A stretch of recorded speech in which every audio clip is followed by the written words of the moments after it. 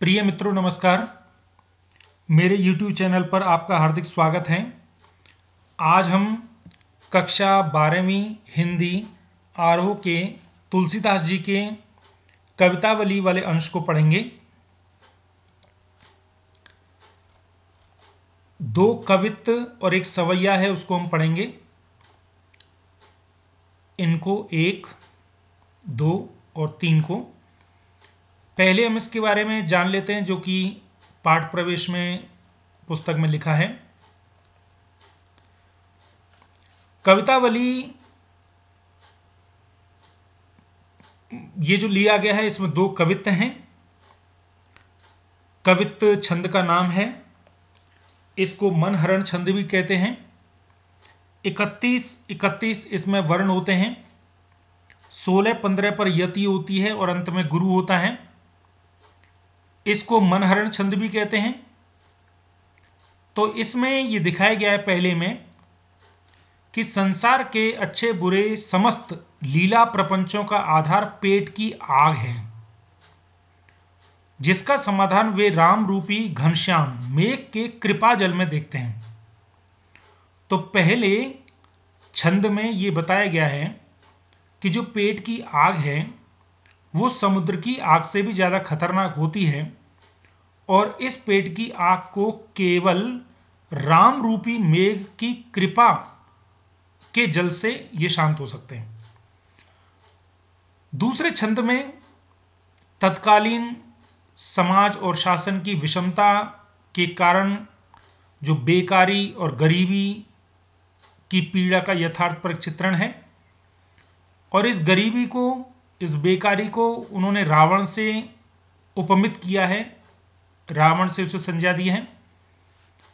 और तीसरे छंद में जो कि सवैया है, उसमें भक्ति की गहनता और सघनता में उपजे भक्त हृदय के आत्मविश्वास का सजीव चित्रण है, जिससे समाज में व्याप्त जात पात और धर्म के विभेदक दुराग्रहों के तिरस्कार का साहस पैदा होता है, अर्थात सर्व संभाव का भाव पैदा होता है। तो लीजिए चलते हैं सबसे पहले पद की ओर। कवित्त है, ये कवितावली से लिया गया है, उत्तरकांड से। पहले इसके छंद को एक बार सुने कि कैसे इसको गाना है। कठिन शब्दों को मैंने कलर कर दिया है। कविता की आत्मा उसका गाना होती है, वो बहुत जरूरी है। सुनिए। किस भी किसान कुल बनिक भिखारी भाट, आराम से बोलना है आपको, कोई जल्दी नहीं करनी। किस भी किसान कुल बनिक भिखारी भाट, चाकर चपल नट चोर चार चेटकी, पेट को पड़त गुन गड़त चढ़त गिरी, अटत गहन गन अहन अखेट की, ऊंचे नीचे करम धर्म अधर्म करी, पेट ही को पचत बेचत बेटा बेट की, तुलसी बुझाई एक राम घन श्याम हिते, आगे बड़ी बागी ते बड़ी है आग पेट की, तुलसी बुझाई एक राम घन श्याम हिते, आगे बड़ी बागी ते बड़ी है आग पेट की, आगे बड़ी बागी ते बड़ी है आग पेट की। ब्रजभाषा है तीनों में, तीनों छंदों में। तो इसको समझने का प्रयास करें। तुलसीदास जी ये कहते हैं कि ये जो पेट की आग है, तुलसीदास जी ये कहते हैं कि ये जो पेट की आग है वो समुद्र की आग से भी ज्यादा खतरनाक है। जिस तरह से समुद्र में अगर आग लग जाए तो कितना नुकसान हो सकता है, तो कहते हैं उससे ज्यादा नुकसान होता है जब पेट की आग होती है। और ये पेट की आग बुझेगी कैसे? तो तुलसीदास जी कहते हैं जो पेट की आग है वो बुझती है केवल श्री राम रूपी बादल से। अब बादल मतलब उनके बादल से जो जल निकलेगा उससे, कृपा के कारण। अब पेट की आग के कारण लोग क्या क्या करते हैं, ये शुरू की 6 पंक्तियों में है। मुझे लगता है ये 2 पंक्तियां आपको समझ में आ गई। अश्रु 6 पंक्तियों में यह है कि पेट की आग के कारण लोग क्या क्या करते हैं। तो देखिए, पहले शब्दों का मीनिंग लिख लो। किसवी का मतलब होता है मजदूर, किसान कुल मतलब किसान का वर्ग, बनिक मतलब बनिया, भिखारी आप जानते हैं भिखारी, भाट होता है जो स्तुति करते हैं, जो किसी तारीफ करते हैं, राजाओं के यहाँ ये होते हैं। चाकर जो लोग चाकरी करते हैं, नौकरी करते हैं। चपल नट जो नट वगैरह दिखाते हैं, जो रस्सी पर चलते हैं, उछल कूद करते हैं। चोर, चार मतलब गुप्तचर, और चेट की मतलब बाजीगर। ये सब लोग पेट की आग के कारण काम करते हैं। लोग पेट के लिए ही पढ़ते हैं। गुण गढ़त, गुणों को गढ़ते हैं अर्थात अपने अंदर स्किल पैदा करते हैं। चढ़त गिरी, पहाड़ों पर चढ़ते हैं पैसे के लिए। गहन गन अटत, गहने जंगल में घूमते हैं। अहन अखेट की, अहन दिन भर शिकार करते हैं। ऊंचे नीचे कर्म करते हैं पेट के लिए ही, क्योंकि जब पेट में भूख लगी होती तो आदमी सोचता है कोई ऊंचा नीचा कर्म नहीं है, पहले पेट की आग बुझे। धर्म अधर्म करी, धर्म भी करते हैं अधर्म भी करते हैं, वो विचार नहीं करते। पेट के लिए वो पसते हैं, सब काम करते हैं, और पेट के कारण वो अपने बेटा और बेटी को बेच भी देते हैं। ऐसा प्रसंग कई बार अखबारों में आया है कि गरीबी के कारण कई माओ ने अपने बच्चों को भी बेच दिया। अब दोबारा देखिए, तुलसीदास जी कहते हैं कि पेट की आग समुद्र की आग से भी ज्यादा खतरनाक होती है, और इस आग को केवल राम की बादल की कृपा रूपी जल से इसको शांत किया जा सकता है। पेट के लिए लोग क्या क्या करते हैं? मजदूर लोग, किसानों के समूह लोग, बनिया, भिखारी, स्तुति करने वाले, नौकर चाकर, चपल जो नट हैं वो, चोर, गुप्तचर और बाजीगर, ये सब लोग और इनके अलावा और लोग भी पेट के लिए पढ़ते हैं। पेट के लिए ही अपने गुणों को बढ़ाते हैं, वो स्किल को पैदा करते हैं। पहाड़ों पर चढ़ते हैं, घने घने जंगलों में घूमते हैं, दिन भर शिकार करते हैं, ऊंचे नीचे कर्म करते हैं, धर्म और अधर्म का विचार नहीं करके काम करते हैं। पेट के लिए वो सोचते रहते हैं और बेटा और बेटी को भी बेच देते हैं। तो मुझे लगता है अब आपको पहला पद समझ में आ गया। एक बार फिर से इसको गाते हैं।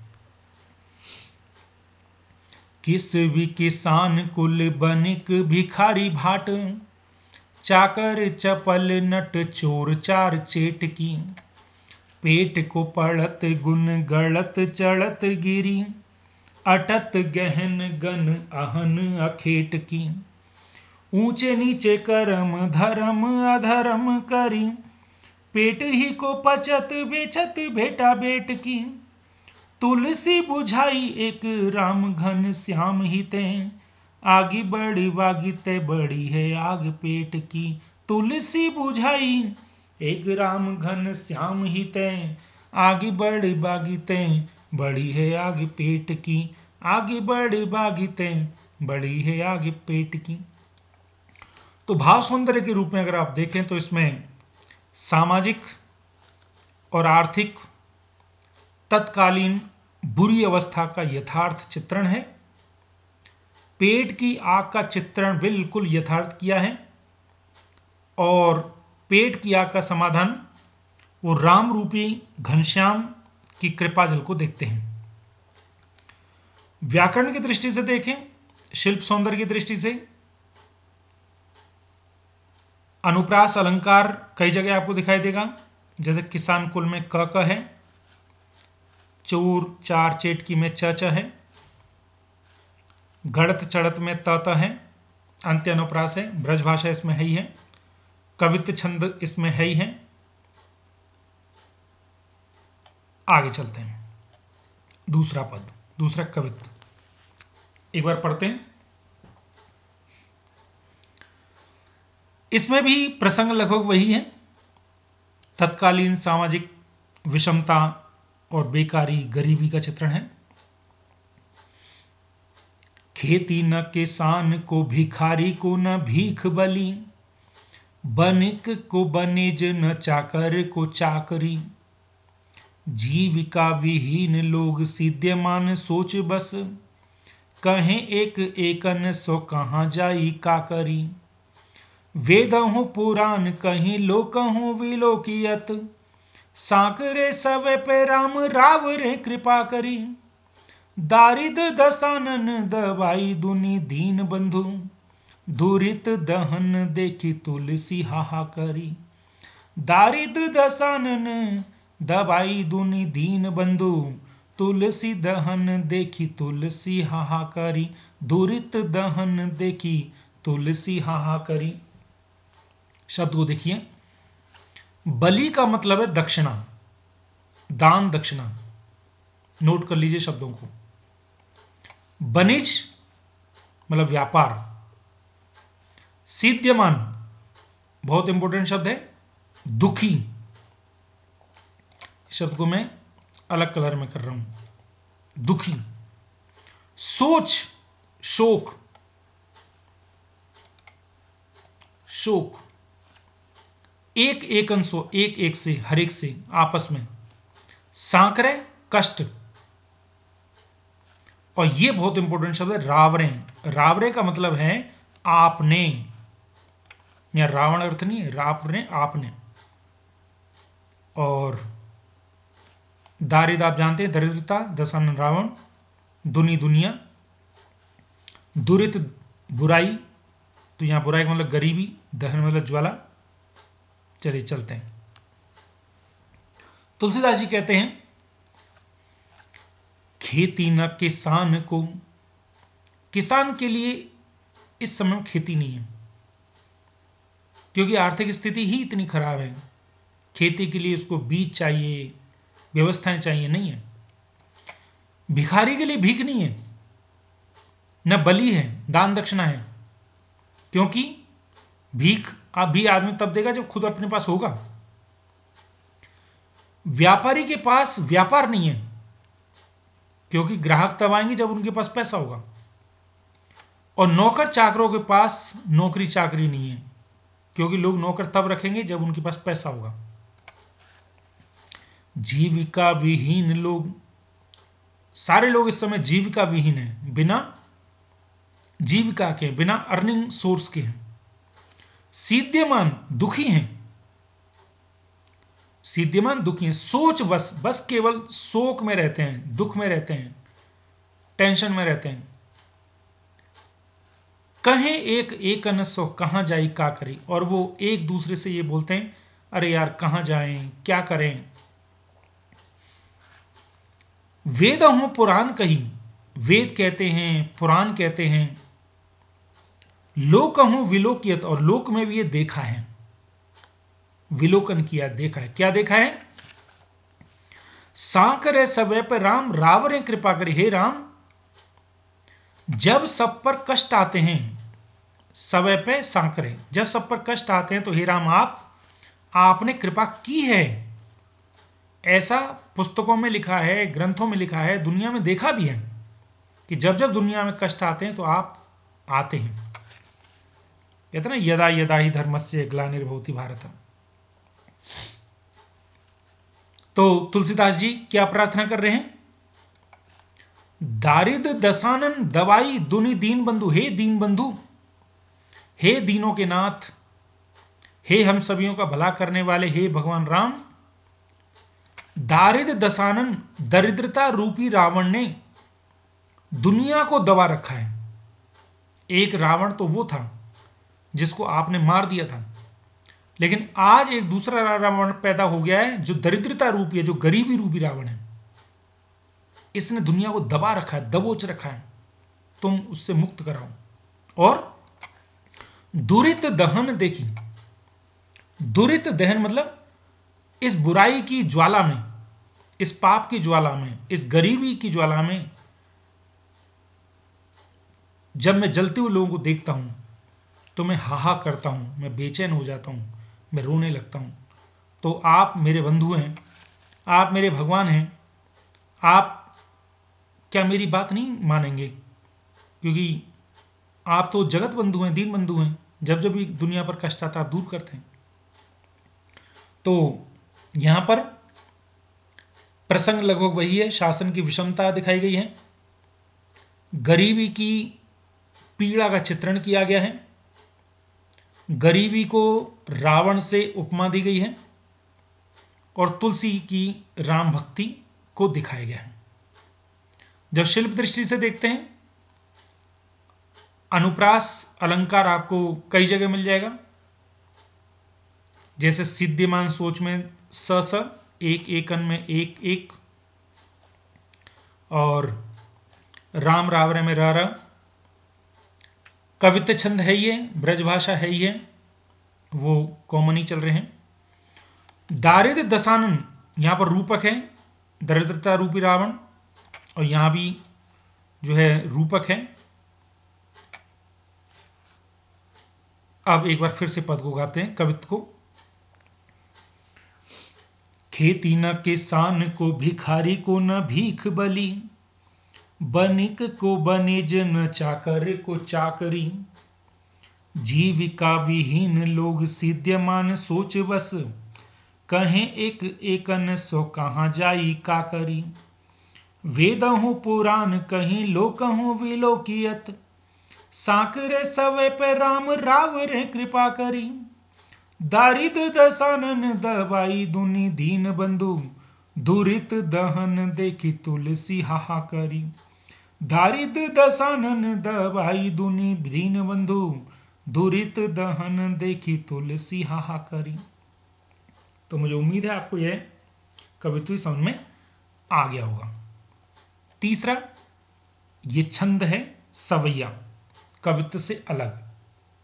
इसमें 23 वर्ण होते हैं और ये वार्णिक छंद है, पढ़ते हैं।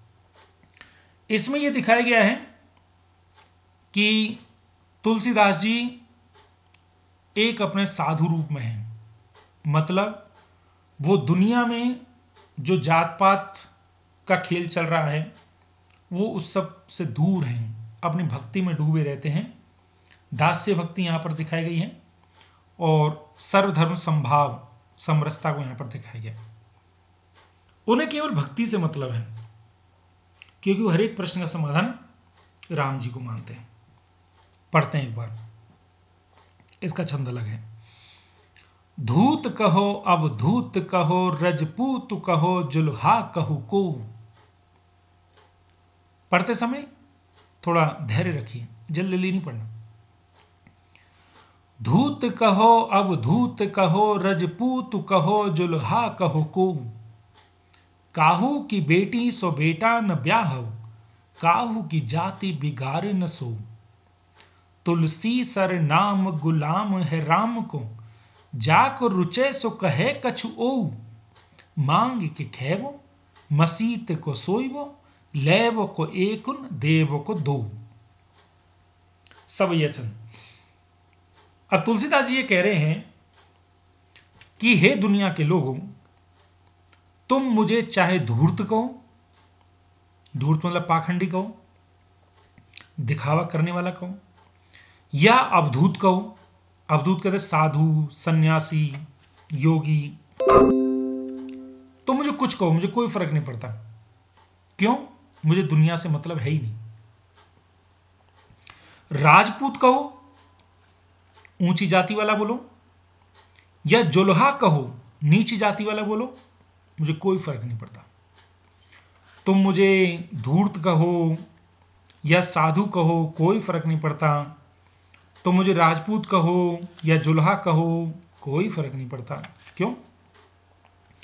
काहू की बेटी सो बेटा न ब्याहव, मुझे किसी की बेटी से अपने बेटे का ब्याह थोड़ी करना है।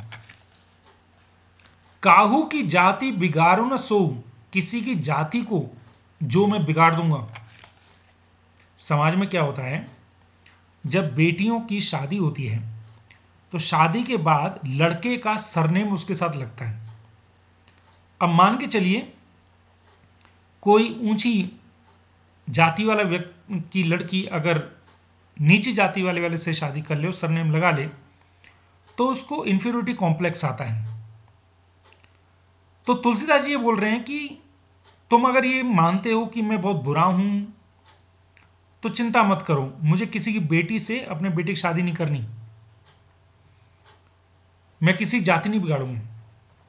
और वो क्या कहते हैं, तुलसी सरनाम गुलाम है राम को। सरनाम का मतलब है प्रसिद्ध।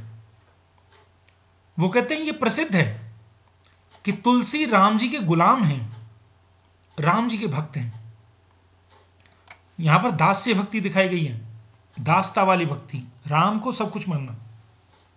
एक जगह तुलसीदास जी ये भी लिखते हैं कि राम नाम की कुतिया, मुतिया मेरा नाम, कि मैं राम के नाम का कुत्ता हूं और मोती मेरा नाम है।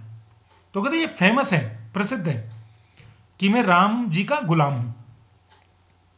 और इसी कारण, क्योंकि मुझे उन पर विश्वास है, उन पर भक्ति है, तो जाको रुचे सो कहे कछु ओ। तो जिसको जो रुचे, जो अच्छा लगे वो कहो, मुझे कोई फर्क नहीं पड़ता। मांग के खैबो, ये अंतिम पंक्ति को देखिएगा, इसमें समरसता आएगी। कहते मैं तो मांग के खैबो, मैं तो मांग के खाता हूं। मसीत को सोईबो, मस्जिद में सो लेता हूं। और लेबो को एक हूं न देवो को दो, मैं न लेने में एक हूं न देने में दो हूं। मुझे न किसी से लेना है न किसी को देना है। तो इस पंक्ति को हम इस तरह से सादृश्य कर सकते हैं कि संस्कृत में एक श्लोक है, निंदन्तु नीति निपुणा यदि वास्तुवन्तु लक्ष्मी समाविशतु गच्छतु वा यथेष्टम् अद्यैव वा मरणमस्तु युगान्तरे वा न्यायात् पथः प्रविचलन्ति पदम न धीरा। लोग मेरी निंदा करें या प्रशंसा करें, कोई फर्क नहीं है, क्योंकि मैं उसी रास्ते पर चलूंगा जो न्याय का रास्ता है। निंदन्तु नीति निपुण यदि वास्तुवन्तु, लक्ष्मी आए या चली जाए कोई फर्क नहीं पड़ता, मेरी आज मृत्यु हो या हजारों सालों के बाद मृत्यु, कोई फर्क नहीं पड़ता, मैं न्याय के रास्ते पर ही चलूंगा। तो यही बात यहां पर तुलसीदास जी भक्ति के संदर्भ में कह रहे हैं। जो फकीर होते, जो साधु होते, वो इसी स्वभाव के होते हैं। एक और आप पंक्ति सुनिए, बहुत बढ़िया है, दीक्षित धनकोरी जी की है। वो बोलते हैं, फकीरी का अपना अलग ही मजा है, फकीरी का अपना अलग ही मजा है, न पाने की चिंता न खोने का डर है, खुलूस व मोहब्बत की खुशबू से तर है, चले आइए ये अदीबों का घर है। तो इसमें भक्ति की गहनता दिखाई गई है, जात पात का विरोध किया गया है, दास्य भक्ति दिखाई गई है और समरसता की महिमा की गई है। लैबों को एक न दैवों को दो में मुहावरा है, सवैया छंद है, ब्रज भाषा का प्रयोग है और जगह जगह पर आपको अनुप्रास अलंकार दिख जाएंगे। तो मुझे उम्मीद है कि ये जो मैंने प्रयास किया है, जिसमें कक्षा 12वीं आरोह के तुलसीदास जी के जो पाठ का जो एक हिस्सा है कवितावली, जिसमें 2 कवित्व और 1 सवैया है, उसको समझाने का प्रयास किया है।